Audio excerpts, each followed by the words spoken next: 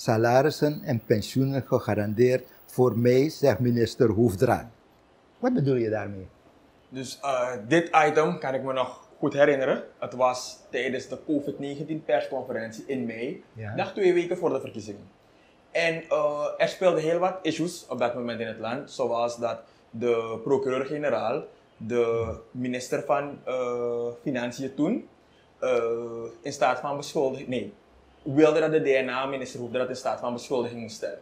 Dus ik stelde enkele vragen op dat moment tijdens die persconferentie, want minister Hoefdraad was aanwezig. En een van die vragen was van, zullen de salarissen van de maand mei worden uitbetaald?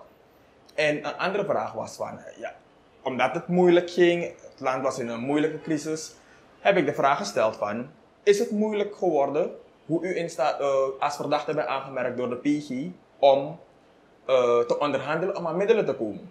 En toen was de MC op dat moment van, hey, meneer Blankendal, u moet deze vraag hier niet stellen. En ik ging door en heeft die microfoon uitgedaan. En dat was eigenlijk een van de eerste keer dat ik geconfronteerd werd dat de microfoon werd uitgedaan. En toen was er een tweede ronde. Heb ik die vraag wederom gesteld. En de minister heeft dan toen kort antwoord gegeven van ja, de salarissen voor mij worden uitbetaald en klaar is Kees. Maar voor mij was dat moment van dat die microfoon werd uitgedaan toch wel een beetje een bijzonder moment, want ik had het nooit ervaren.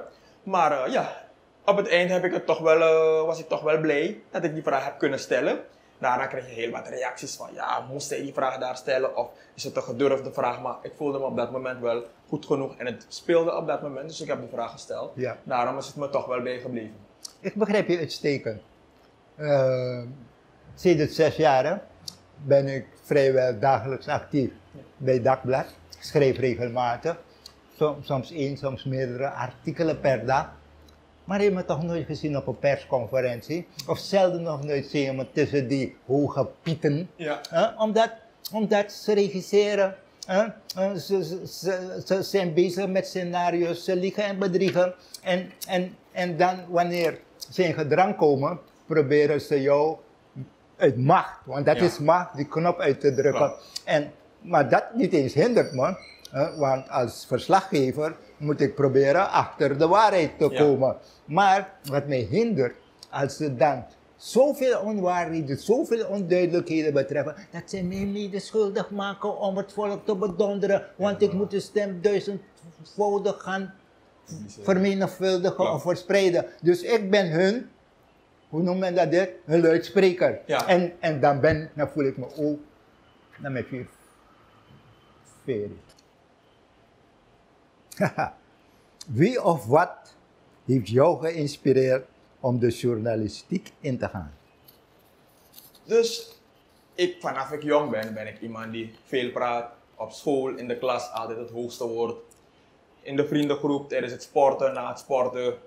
Praten over de situatie in het land, over het politiek, sport, van alles. Toch wel een beetje breed georiënteerd. Op een gegeven moment zat ik op de universiteit, Public Administration, Internationale Betrekkingen. En ik kwam, mijn ouders zeiden me van, vriend, je gaat moeten studeren. Maar na de middelbare school ga je werken, niet werken. Ik heb gezegd nee. Ze zeiden me nee, je bent jong, ga studeren. Yeah. En ze hadden het geld niet om me naar Amerika te sturen. Ik wilde piloot worden, dus ze zeiden van oké, dit moet je doen. Je bent vrij wat je wil studeren in Suriname en de middelen moeten er zijn. Ik ging naar ADEC, Public Administration gedaan. En ik ging bij een vriend van me thuis en zijn vrouw zat er daar en die werkt bij ABC. En die zei van, ik zal er een beetje nadoen, een beetje Hollands accent. Sam, je zoekt naar werk, ja, kom maar bij ABC. Ja, weet toch heel wat altijd te praten en dit en dat. En ja, van het een kwam het ander, gesprekje gehad met de heer Kamberveen. En toen begon ik in december 2013 bij het programma De Weekkrant. Oh, ja. En toen begon ik eigenlijk die drive te vinden, te voelen. Ik begon eerst met even zachtere items en daarna gedurende de jaren heen ben ik eigenlijk dan gaan uitgroeien om steeds zwaardere items te gaan doen. En ja, tot nu toe heb ik er helemaal geen spijt van dat ik met een microfoon sta om mensen vragen te stellen. En natuurlijk in het begin zenuwachtig. Naarmate je groeit, dan denk je van, ik hoef me niet zo te oriënteren op een bepaald onderwerp. En daar zit soms het gevaar, want dan denk je van, ik ben er al over dit onderwerp. Maar ik blijf steeds gewoon op scherp, want naarmate je ouder wordt en groeit, ga je steeds moeten verdiepen in de materie. En ja, het lukt aardig. Ik zit lekker in mijn vel. Weet welk systeem ik door de jaren heen, en dan bedoel ik langer dan 50 jaar heb opgebouwd. En dat zich de laatste tijd is gaan accentueren. Eigenlijk ga ik niet om vragen te stellen. In een gesprek komen vragen voor met Goftaktori. Gewoon je takatori. Er wordt gesproken over een bepaald onderwerp. En dan komt alles spontaan naar buiten. Op het moment dat je iemand een vraag stelt, gaat de mens in een shock en dan gaat hij beginnen na te denken.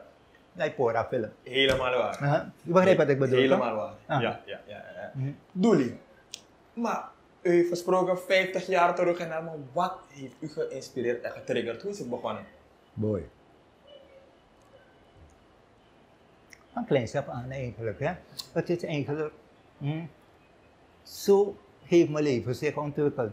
Op school, enige waarin ik goed in was, Paulusschool, opstel.